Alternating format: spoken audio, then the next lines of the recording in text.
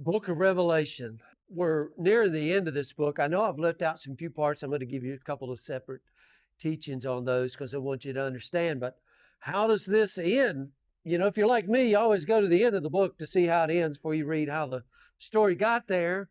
But wow, how does this book end? Let's see. This is how it ends. When most people think about the book of Revelation, they think about, oh my gosh, apocalypse as far as destruction and bombs and, Armageddon, the end of the world, judgment, chaos. My friends, that's not how the book of Revelation ends. It ends with something far, far, far beyond imagination beautiful. And again, not escape as, rapture and all the people think we're flying out of here. No, Jesus doesn't have to make an escape. He won the victory. What Revelation shows us is the renewal of all things. John writes, then I saw a new heaven and a new earth. This is not destroying a planet and rebuilding another planet. This is the renewal here of God's kingdom. This doesn't mean, I'll say it again, God is abandoning creation because he lost to darkness. God doesn't lose. Revelation, again, is not about leaving this world behind as, the Left Behind series put it. It's not about that. It's about God making things new. Behold, Jesus said, behold, I make all things new. Everything healed, everything reconciled, everything lost, restored. I go back, behold, your king comes to you humble. John tells us God's dwelling place is now among the people. God has come and joined us. I will be your God. You will be my people. This is the goal of the entire story, not us going to live with God, but God coming to live with us. From Genesis to Revelation, God has always been moving towards humanity. That's why he came in the person of Jesus. He's not distant, he's not removed looking at us through a telescope, but present. God with us. Emmanuel, God with us. And Revelation declares here there will be no more death or mourning or crying or pain. Man, we can go a whole lot of different ways with this, but I just think about this. Think about a relationship that restored. Everything that has ever broken your heart, undone. The pale horse that we saw back over there a few lessons ago with the rider, not Clint Eastwood, but death himself, is defeated. No more pale horse riding through our lives. And he goes on to describe a city, the city, New Jerusalem, a city of healing. John sees this city, not of people going up to the city, but John sees a city coming down from God out of heaven. This New Jerusalem as a bride adorned for her husband.